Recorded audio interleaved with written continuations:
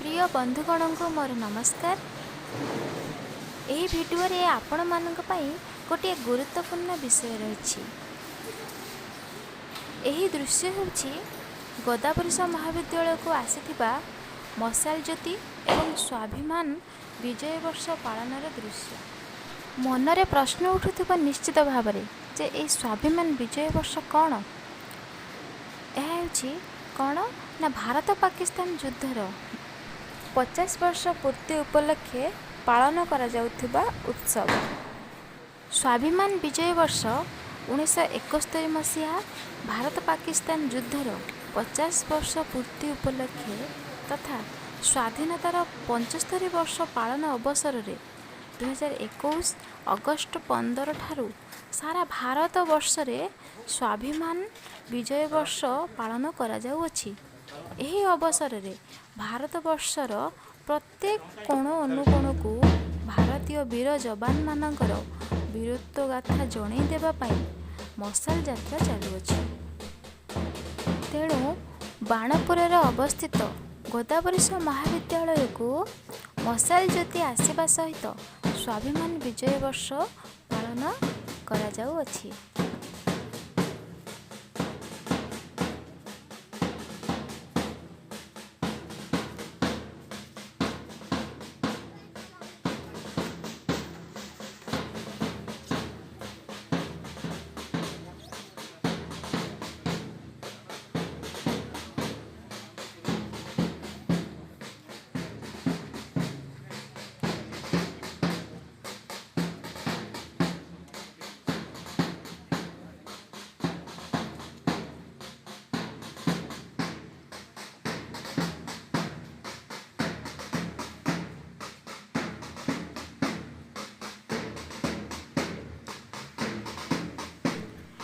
एही मशाल ज्योति हेउछि वीर जवान मानकर प्रतीक।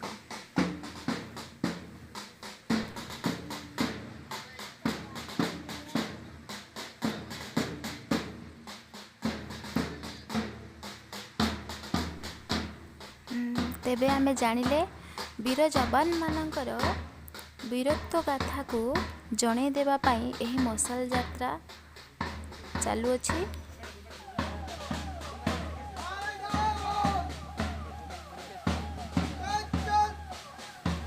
एही अवसर में महाविद्यालय एनसीसी और एनएसएस कैडर माने मशाल ज्योति को स्वागत जणाइथिले।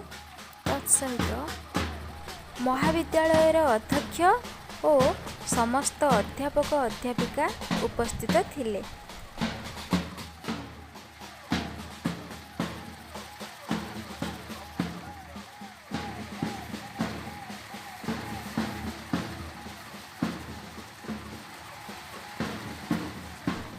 ए हेउछि ସେହି स्वाभिमान विजय वर्ष पालन दृश्य।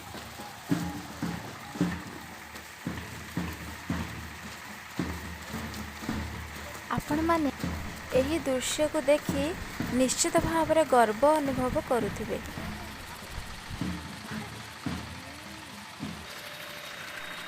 गोदावरीश महाविद्यालय मशाल यात्रा वर्तमान समाप्त होइछि। आपण मानंकु एही स्वाभिमान विजय वर्ष पालन किपरि लागिला निश्चित भाव में कमेंट करी जणांतु।